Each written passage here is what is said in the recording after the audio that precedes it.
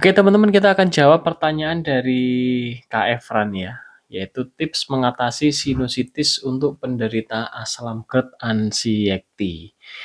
Oke Kak Efran, jadi Kak Efran ini mengalami sinusitis ya. Ada yang tahu nggak sinusitis itu apa? Di sini teman-teman ya, di dalam di lubang pernafasan kita. Ini kebetulan hal yang saya alami juga ya Kak Efran ya. Jadi sinusitis ini saya alami malah sebelum saya terkena GERD ya. Kemudian sempat pulih, kemudian terkena GERD, parah lagi sinusitisnya, kemudian membaik, kemudian parah lagi, dan alhamdulillah sekarang sudah sembuh gitu. Saya akan bagikan tipsnya ya saat mengalami asam GERD. Oke teman-teman, selamat datang di channel ini ya, di channel Ruby seputar lambung. Di sini saya akan membahas beberapa pengalaman saya ya. Pengalaman saat saya mengalami keluhan seputar asam lambung, baik itu GERD atau gastritis ya. Kalau gastritis bukan saya, istri saya, namun saya yang merawat ya. Oke, ini tips mengatasi sinusitis. Sinusitis ini biasanya itu kita tuh mudah bersin. Kemudian biasanya itu ciri khasnya ini buntu, hidung buntu ya, sehingga untuk nafas ini sulit gitu ya. Kemudian ada juga yang lebih parahnya sinusitis ini lendirnya tuh keluar terus, bening. Dan pada beberapa kejadian juga, mohon maaf ya, lendirnya ini sangat bau sekali dan lendirnya warnanya kuning sampai kehijau-hijauan. Nah, teman-teman yang mengalami sinusitis ya, terutama yang sedang mengalami keluhan seputar asam lambung, fokusnya di perbaikan dari asam lambungnya, tetap ya konsumsi probiotik sambil kita perbaiki makanan kita. Makanan apa aja yang harus diperbaiki? Stop segala jenis makanan yang digoreng ya. Saat saya dulu ya mengalami sinusitis, saya makannya los sehingga sinusitis lain tidak pulih-pulih. Terus saya terkena GERD ya. Kemudian terkena GERD, sinusitis masih ada ya, masih ada. Kemudian sempat sinusitis ini sembuh, saya tidak makan yang digoreng, tidak makan yang bertepung. Itu benar-benar total full, tidak pernah mudah bersin gitu ya. Kalau teman-teman mengalami sinusitis ya, ini yang harus dihindari yaitu paparan debu, paparan bulu hewan ya, kemudian paparan apa lagi ya, bau yang menyengat gitu ya. Bau yang menyengat itu apa? Misalnya bau kotoran, kemudian sambal. Sambal itu menyengat. Saya sampai sekarang kalau kena sambal ini masih sensitif sekali, namun saya udah tidak pernah merasakan sinusitis yang parah ya, semisal seperti boiler dan dinti itu sudah saya hindari. Mohon maaf, sudah tidak pernah terjadi, gitu ya. Kemudian hal-hal yang harus dilaksanakan apa aja nih? Nah, tipsnya ya untuk mengatasi. Udah yang jelas makanan bertepung sudah dihindari, makanan yang digoreng Kak Efran. Barangkali masih konsumsi Kak Efran, walaupun sifatnya ini yang digoreng ikan atau telur, hindari. Karena makanan yang digoreng nanti akan mengandung omega 6 yang memudahkan untuk mengalami peradangan di dalam tubuh kita. Kak Efran hindari itu. Kemudian ada lagi ini tips yang penting ya, biar tidak terjadi sinusitis juga, yaitu eh, nanti namun ini ya, laksanakan di seminggu 1 atau 2 kali saja, yaitu minum ini sari pati Garut nih ini. Gunanya apa? Ini untuk menutrisi usus kita, gitu ya. Ini sudah saya laksanakan soalnya. Mungkin teman-teman masih belum pada tahu kalau yang gastritis ini umum ya, saripati singkong. Namun untuk yang GERD biasanya tidak. Namun silahkan yang GERD konsumsi itu. Jadi Kak Efran, terkadang ya di dalam usus halus kita ini ada peradangan ya. Istilahnya itu leaky gut. Nah, untuk memulihkan leaky gut kita ya, kita perlu konsumsi probiotik. Nah, sesekali kita konsumsi ini, saripati singkong ini, kanji ini. Dibikin minuman ya, 1 sendok air tepung kanji dilarutin di setengah gelas air suhu ruang, suhu biasa, air dingin biasa, dikasih gula aren sedikit boleh, madu boleh, kemudian campur setengah gelas air panas, diaduk, nanti diminum.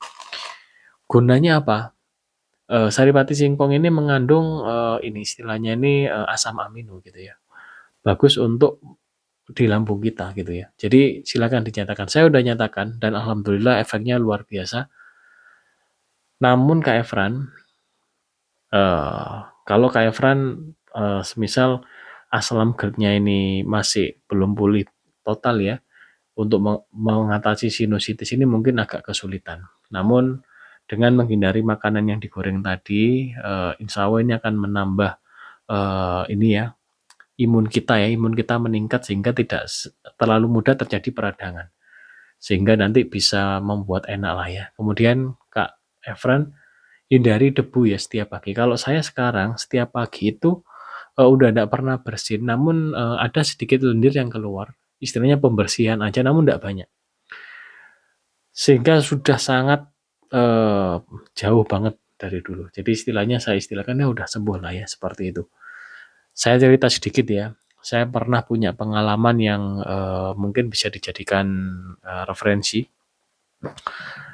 Saya saat sudah sembuh ya, sudah sembuh. Saya makan bakso ya, karena kalau GERD belum pulih kan tidak boleh makan bakso. Saya udah pulih makan bakso. Kemudian saya makan saus karena saya udah lama banget tidak makan saus, kepingin teman-teman. Oke, saya makan saus. Oke teman-teman, apa yang terjadi besoknya? Saya langsung sinusitis ini kambuh beler selama 2 hari. Dan pusing juga. Teman-teman tahu ya, kalau sinusitis sudah kambuh yang sifatnya lendir ini bening, itu semisal kita pakai tisu ini, satu pak ini mungkin bisa habis ini. Satu pak yang isi 200 atau 250 set. Lendir itu benar-benar keluar itu tanpa henti. Biasanya henti itu saat siang, saat kondisi panas ya, tubuh kita panas, kita berjemur biasanya terhenti. Namun sangat sensitif sekali. Terkena debu sedikit kita bersin, kambuh lagi gitu ya. Sehingga sampai pusing ini kepala ini. Karena mungkin ini ya efek dari lendir yang terlalu berlebihan intensitasnya sehingga pusing teman-teman. Sehingga kalau tidak salah pada saat itu saya cari degan hijau kalau tidak salah untuk mengatasi karena minum air putih ini udah banyak tetap aja. Namun saya tetap tidak minum obat istilahnya pereda nyeri ya. Pernah sekali dulu saya minum obat flu kadek ya. Jadi karena udah memang tidak kuat pusing minum. Namun yang kemarin itu enggak, saya biarkan pulih di 2 hari. Nah, itu menandakan apa teman-teman, saus tadi bisa menyebabkan peradangan dan bakso tadi berlemak, pentolnya juga ultra processed food, sehingga bagi saya yang sedang barusan pulih itu tadi istilahnya itu peradangan terjadi luar biasa. Gitu Kak ya. Semoga Kak Efran ya ini bisa dijadikan referensi. Saya sinusitis lama Kak. Bener ini. Saya lama sebelum terkena GERD saya udah lama sinusitis. Awal-awal saya terkena sinusitis itu saya kaget. Kok ada bau enggak enak gitu ya? Kok ada bau enggak enak, ini bau apa gitu ya? Saya cari. Ternyata baunya ada di sini, teman-teman. Di hidung ini. Baunya busuk banget. Di sini baunya. Ternyata saya keluarkan lendirnya warnanya udah biru mohon maaf, kuning ke hijau-hijauan. Kenapa ini? Ternyata saya tanya orang tua, ternyata orang tua saya itu sama sinusitis juga. Jadi istilahnya ini bukan perkara genetik ya, bukan. Maksudnya ini faktor-faktor yang dialami sama lah seperti itu.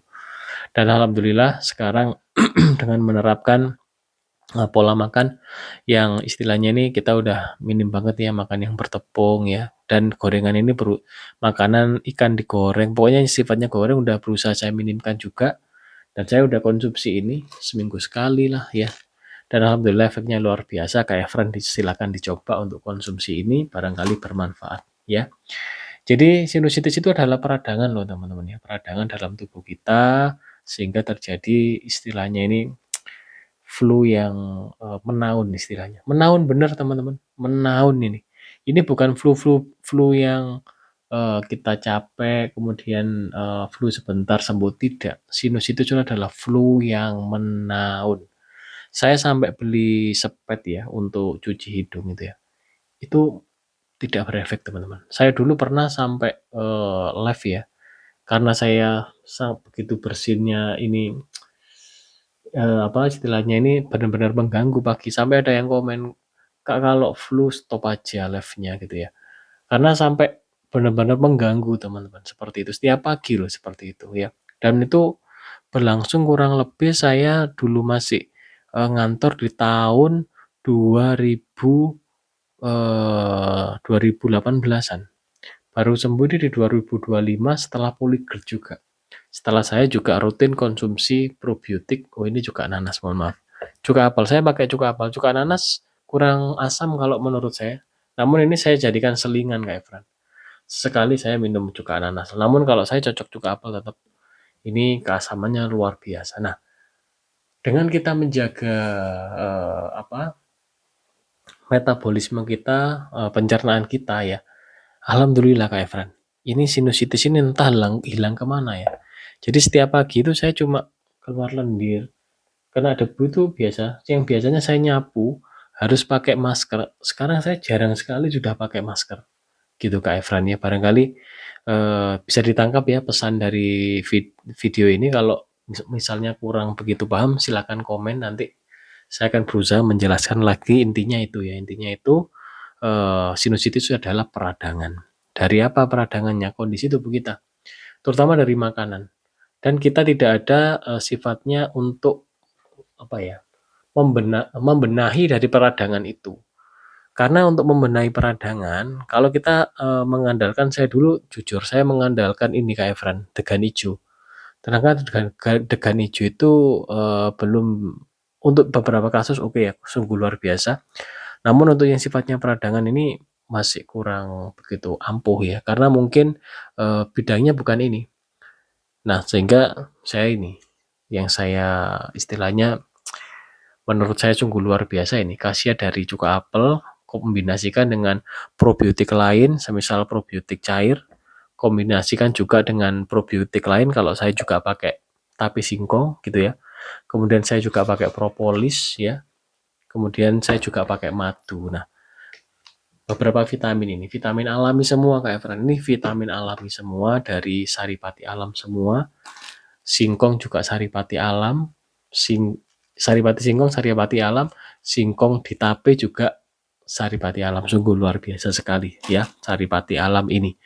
Oke Kak Efran, seperti ini video kali ini. Mohon maaf ya kalau agak panjang 13 menitan, dan terima kasih yang sudah menyimak video ini sampai habis. Dan silakan komen-komen, saya akan berusaha menjawab komen dengan video ya teman-teman ya. Oke teman-teman, sekian dari saya dan mohon maaf apabila ada salah kata. Wassalamualaikum warahmatullahi wabarakatuh. Salam sejahtera bagi kita semua.